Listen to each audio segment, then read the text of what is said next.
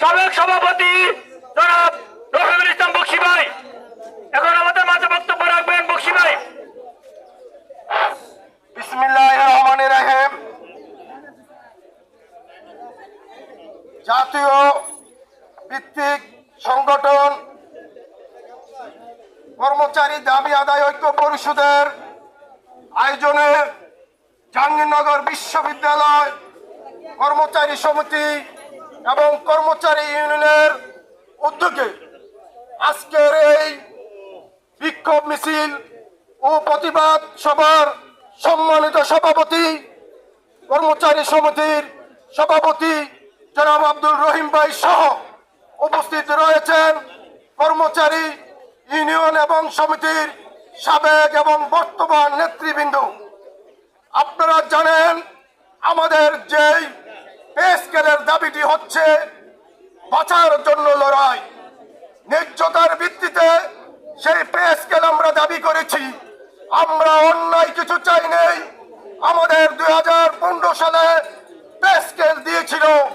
2015 সালের যেই রাষ্ট্রের এই দেশের বাজার দর ছিল, আজকে 2026 সালের যেই বর্তমান বাজারের অবস্থা আপনারা এই বিবেচনা করেন এক নয়।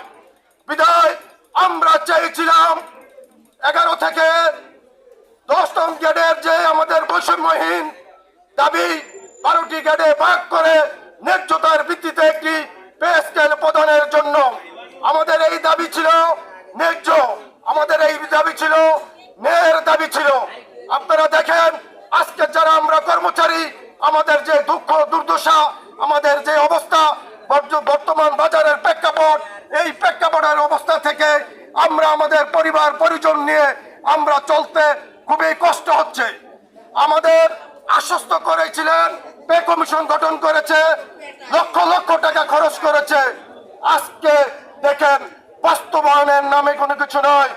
আজকে আমাদের যে কর্মবিরতি 1, 2, 3 যদি সরকার আমাদের দাবি ন্যায্য দাবি বাস্তবায়ন না করে, তাহলে আমরা সারা বাংলার কর্মচারী 6 তারিখ ঐক্যবদ্ধভাবে হয়ে শহীদ মিনার থেকে শুরু করে আমরা যমুনার গেরাহর যে কর্মসূচি দিয়েছে সেই কর্মসূচি বাস্তবায়ন করার জন্য আপনাদেরকে আমি বিনীতভাবে অনুরোধ করছি।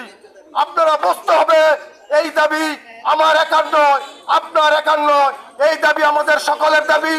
আপনারা নিজ উদ্যোগে সহ উদ্যোগে 6 তারিখ শহীদ মিনারে একত্রিত হয়ে